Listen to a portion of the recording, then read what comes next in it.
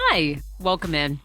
It's another episode of the Sarah Fraser Show. And before I get into a deeper dive about all the drama that is happening on Welcome to Plathville that went viral over the weekend, I broke the news story. Now it's been in TV showcases and various other blogs, as well as going viral on TikTok. I will recap it because people are having a very hard time finding that episode. I wanted to give you guys a personal update.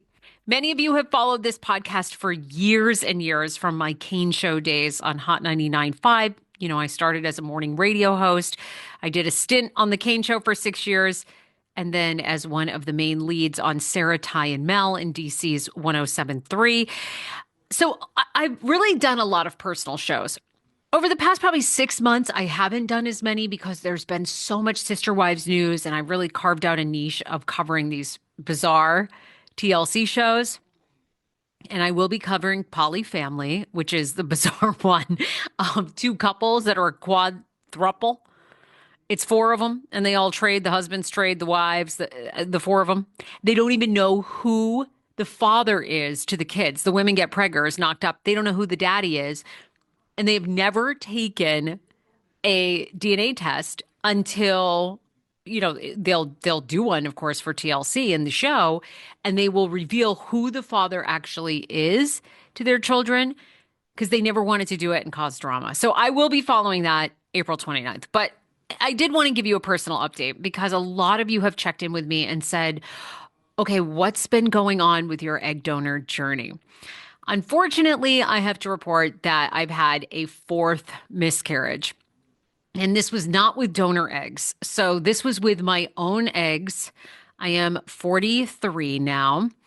And I'm mad at myself. I'm really angry at myself. And I'm curious if women and husbands that are listening to this podcast who've had multiple miscarriages, if you've felt this way.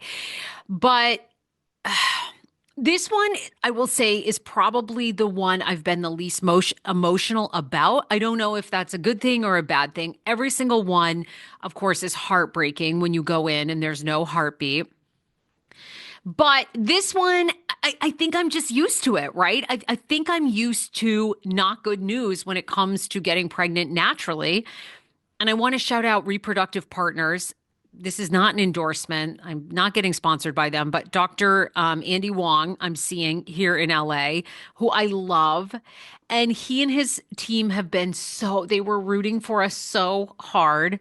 We made it to the 9-week mark, but at the 9-week check-in, because I was checking in every single week, basically from 6 weeks on, there was no heartbeat. So I had 3 check-ins, and by the third one, no heartbeat.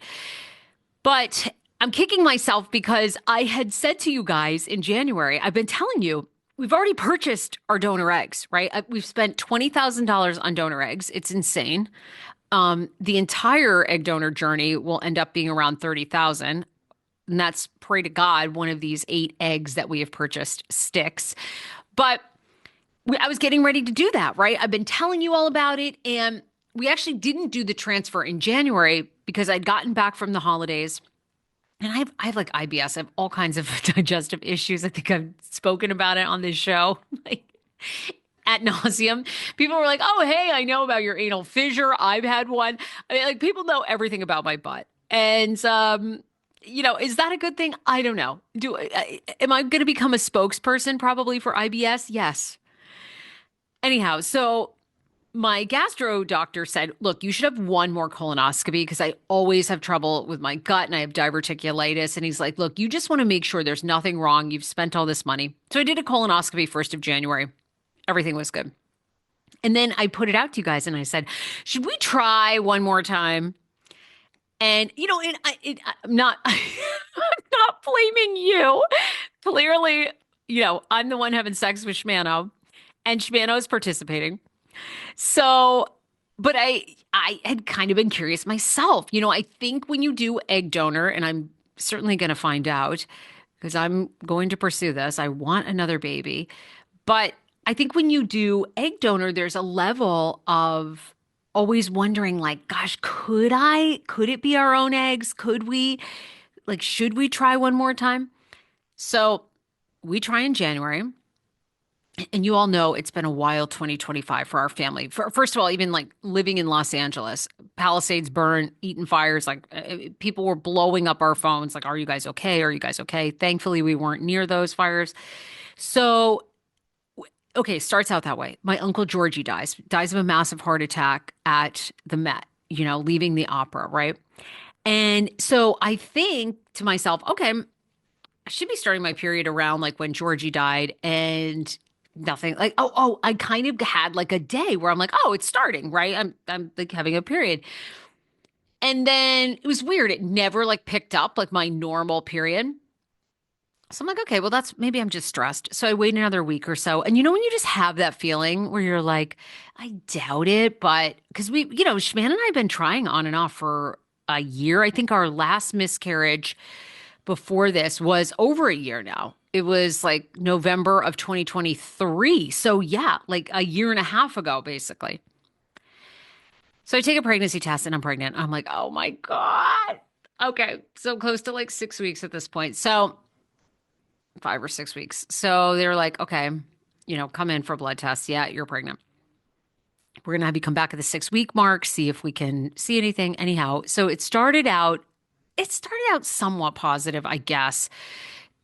So I went in. First of all, they were freaking out because there were two sacs, but one sac hadn't really grown beyond 5 weeks. So they were like, yeah, I don't think anything's going to happen. But this other sac, of course, right, is like growing. There's a little heartbeat growing on time. But I also had something called a subchorionic hematoma. A lot of you all will know this, pretty common. 20% of women have them in pregnancy. And it's a little pocket of blood that develops either between the uterus and the placenta or like the sac, the baby, like which obviously will turn into the placenta, the sac and like your uterus. And it's a little pocket of blood. So I was having this ongoing spotting, which I thought from the beginning was not a good sign, right? Most people have these hematomas later on in their pregnancies.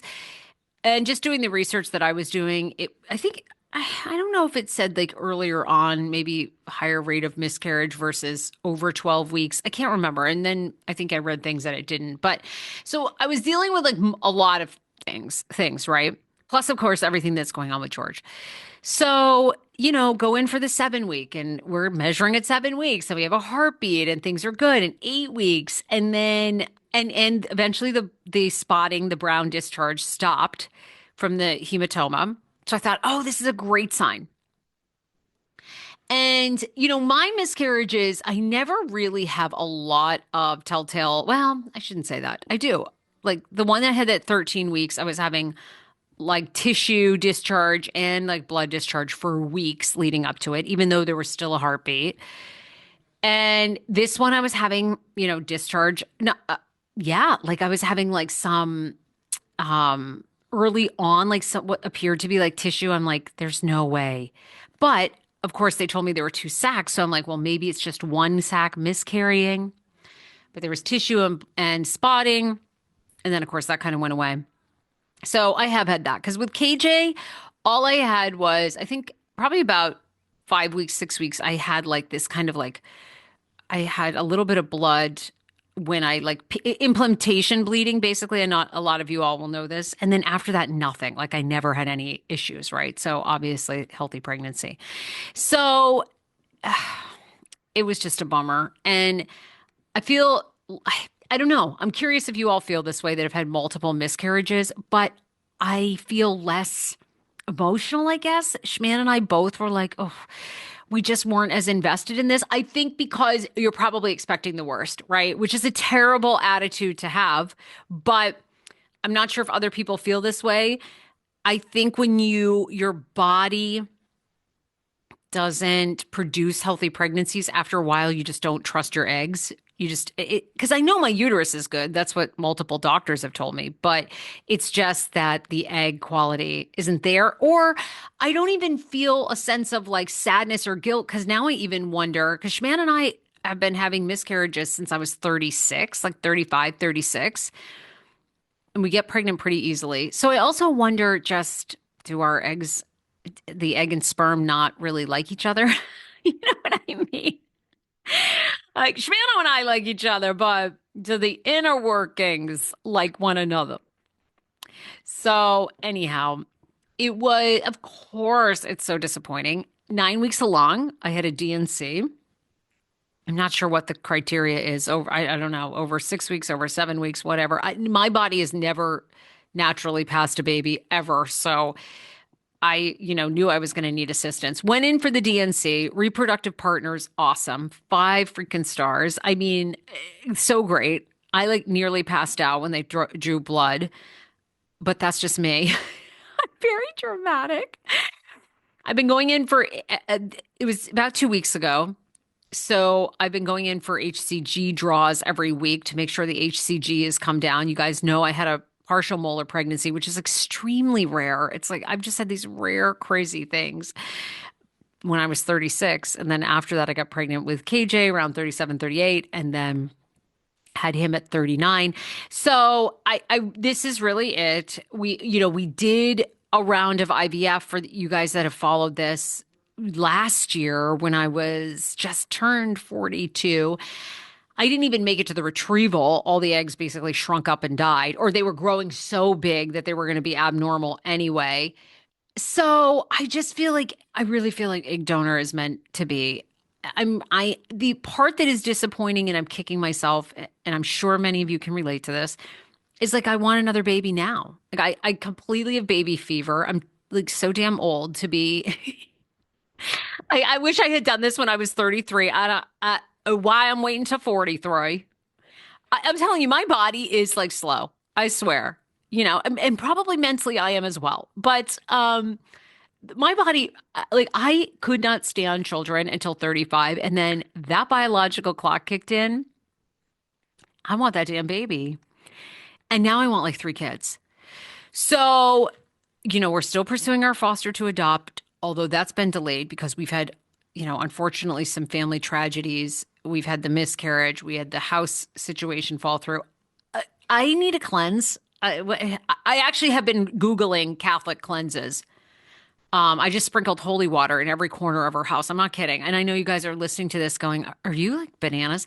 But I know many of you carry something that you consider to be a good luck charm, or you have a cross you wear or something that you do in your religious belief to keep you safe. I freaking douse the house with blessed holy water.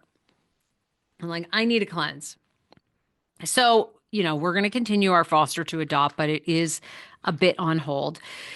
So hopefully the DNC clears. Everything is good. Now we're probably waiting, April. I have to have a normal cycle again. So hopefully that will take place in April. And then maybe May. We're looking at like a May, June transfer. But I am wearing a condom. And like I said, reproductive partners was so sweet. I mean, to see the team, they were so sad. They were like, this is such a great sign and it's going to be so good. And I was like, yeah, I know, but oh, I've been here. But they were so positive. Like I love their positivity. So I've found my IVF clinic here, which has been really hard to do. It's been really, really tough to find, I think, a good IVF clinic in LA for whatever reason. I don't know. I've been to several. You can personally DM me. I'll tell you the ones to avoid if you live in Los Angeles. And I went to one like in the San Francisco area, which is supposed to be one of the best ones in the state. Wish I hadn't done that.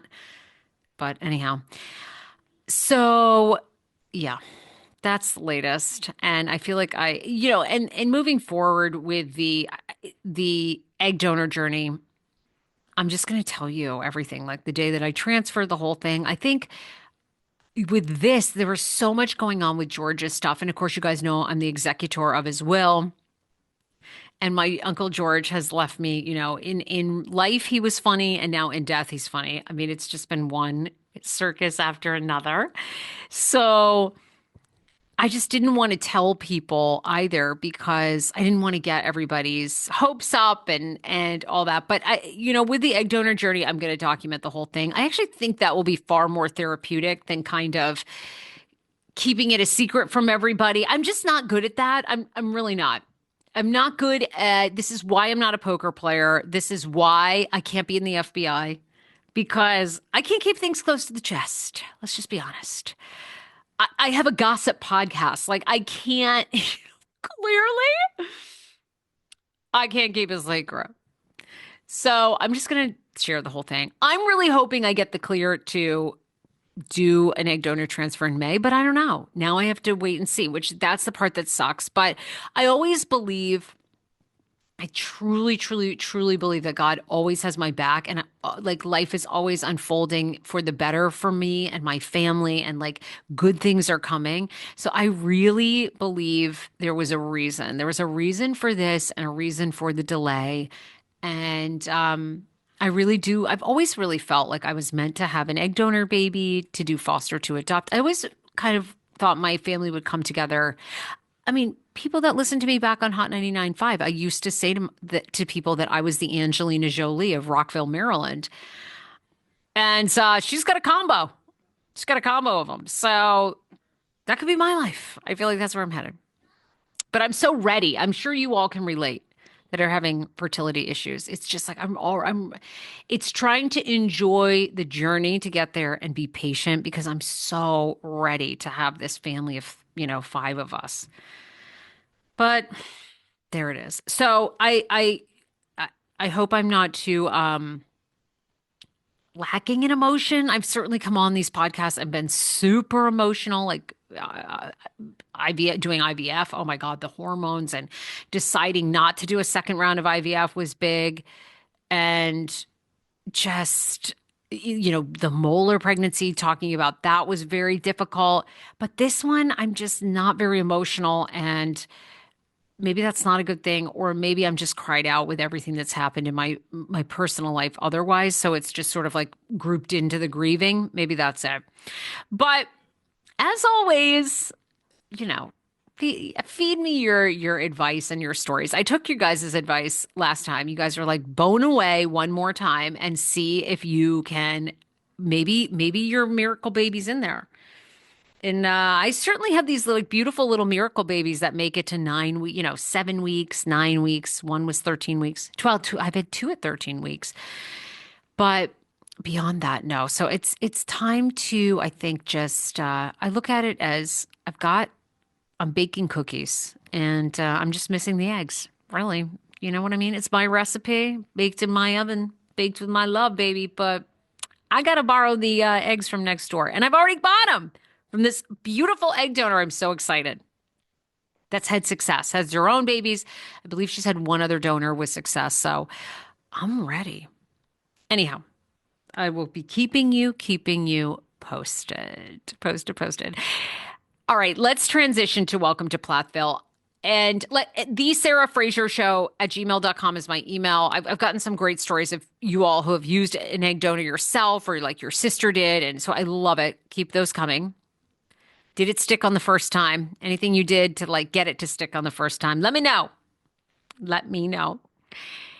And let's move on to Welcome to Plathville. All right. So this might seem repetitive for some of you who did listen to last week's podcast episode, which was like on and poppin', and it was like a Blake Lively update and a big Sister Wives update.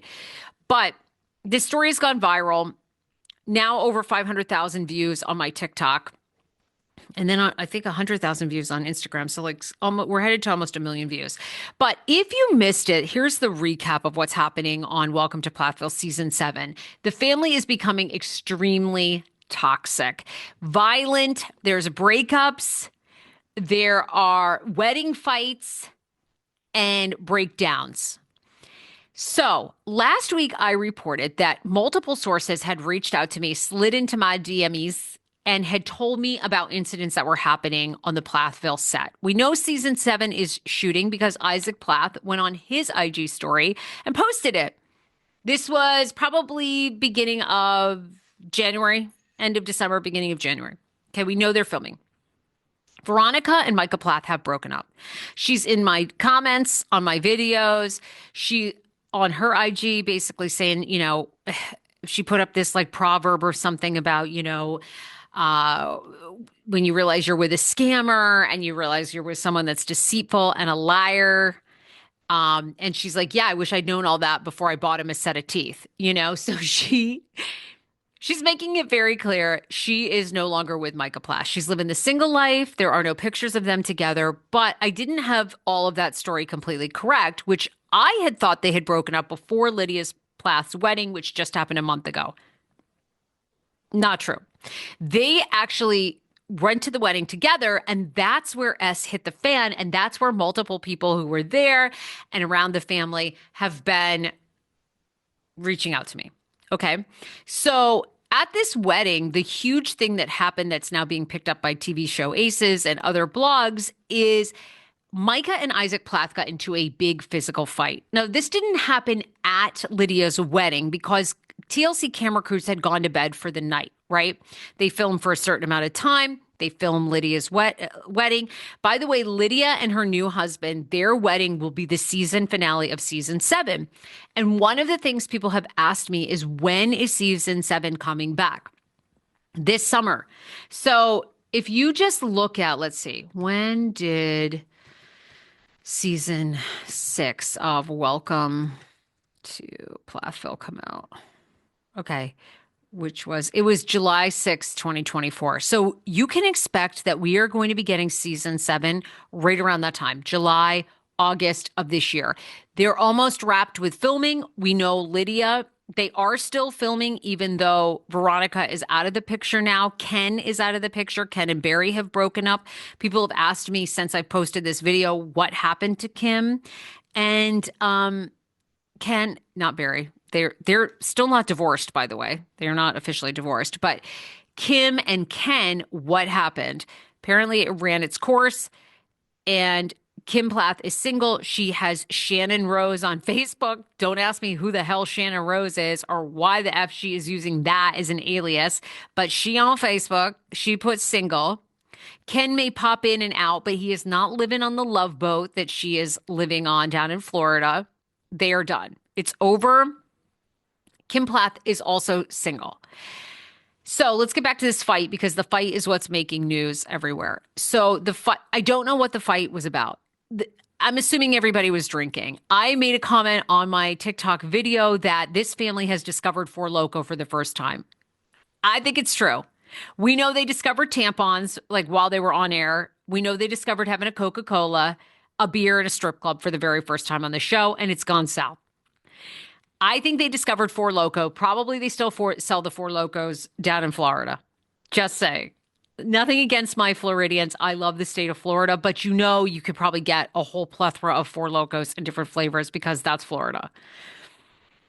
This family had to be drinking. What the fight was about, I have no idea. But they got into such a big physical confrontation that Micah Plath's nose was nearly ripped off. All right?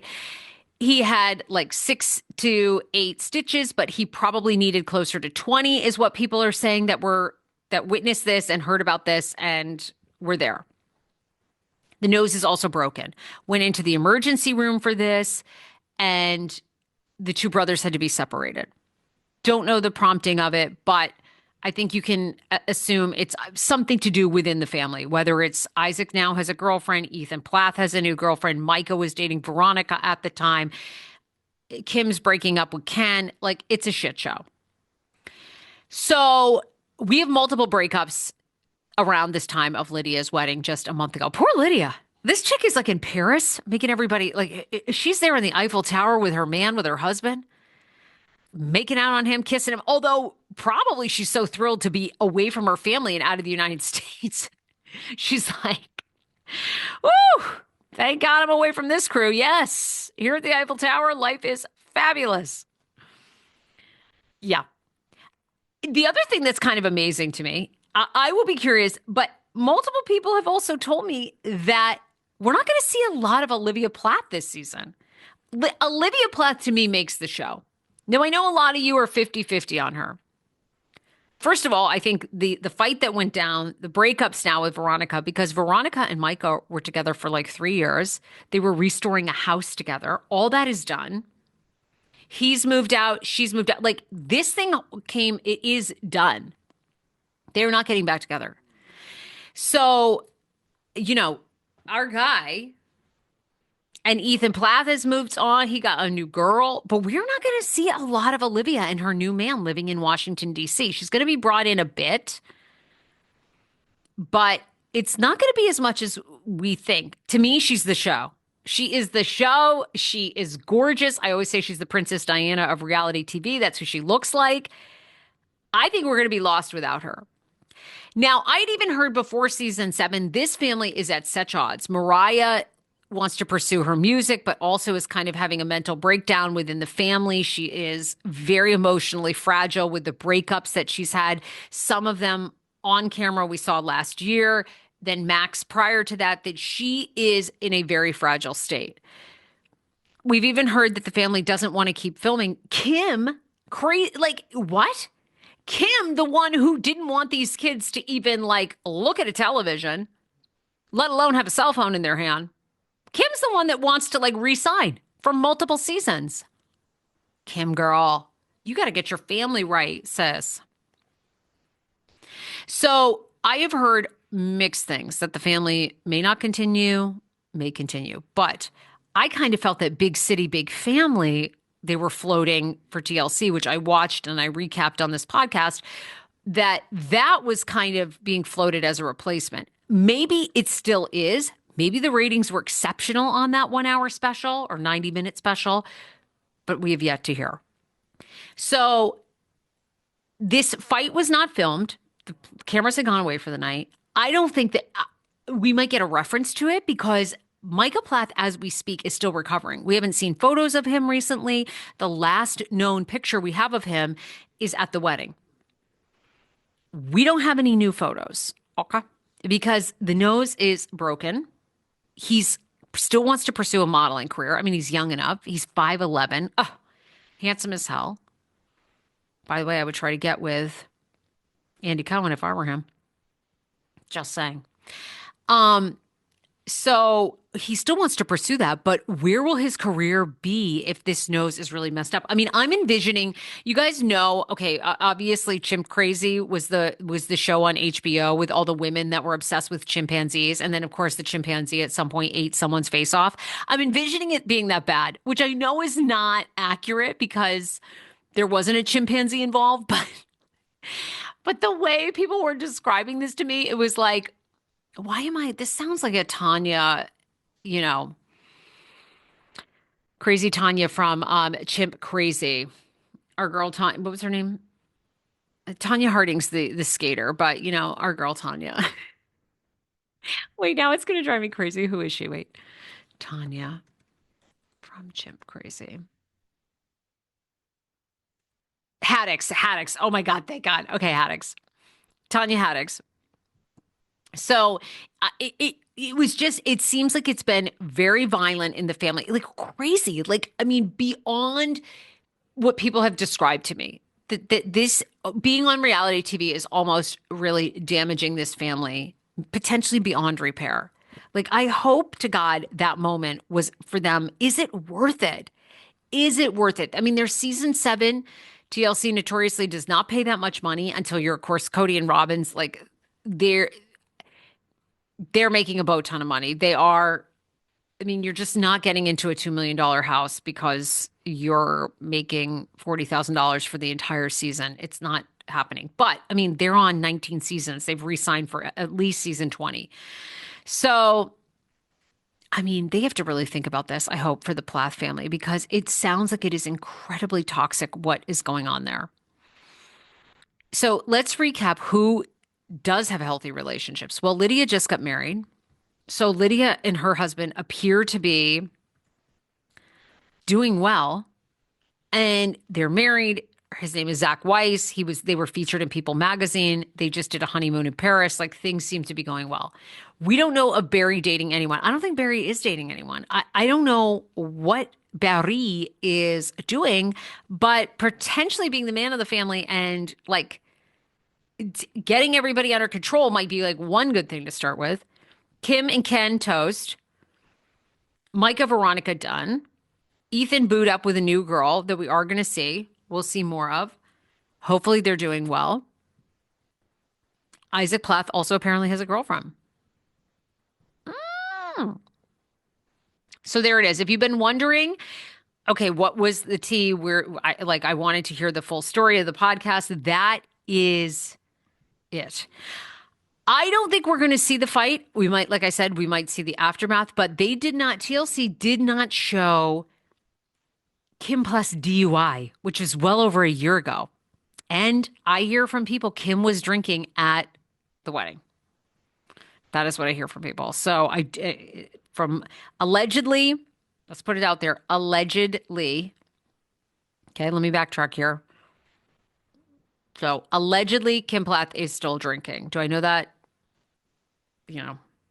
There you have it. So it's, I don't know that we're going to see that. I don't think we're going to see Amy Slayton from Thousand Pound Sisters, the camel bite, the mushroom and weed arrest that happened at a safari park in Tennessee. Like TLC just they don't go into it like what we're going to get from Bravo with Karen Huger. I mean, Karen Huger sits in jail as we speak.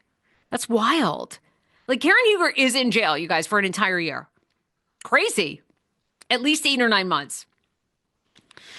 So there you have it. Anyhow, I love you guys. Thank you so much for riding with me with all this fertility stuff. And I know so many of you have been there. You've been through it. I had an amazing podcasting client. She was just telling me about her journey and having she had 3 miscarriages and then had a child in her 40s. So it's so possible. It's so freaking possible. I think it's just how much can you go through? Like, how much are you personally willing to take? And I don't know, 4 miscarriages. How many DNCs? 3. And then I did one that was like an in-office and they just like gave me a shot of Valium or something. It was really wild. And I don't even remember anything. It was the wildest experience, but I wasn't under. I guess they could probably consider that a light DNC too. So 4 DNCs, I think it's time to pump the brakes and really pursue the egg donor, really. But if you are in the LA area, I can't say enough about Dr. Wong's office in Beverly Hills. They were freaking amazing and such like wonderful cheerleaders. And now they're cheering us on for the egg donor. So anyhow, but we are good. I always love your good energy and your prayers, and I will keep you posted on everything. We have another full week of shows, FYI. I'm going to do a whole breakdown of the Blake Lively, Justin Baldoni case because now we have a 6th lawsuit. There are 6 lawsuits back and forth between Baldoni, New York Times, Blake Lively, Ryan Reynolds. Well, a 6th one has been filed over the weekend. Tell you about that tomorrow. David Yontef is here, of course, throughout the week. And we'll have some surprises with guests, too. Okay. Bye, everybody.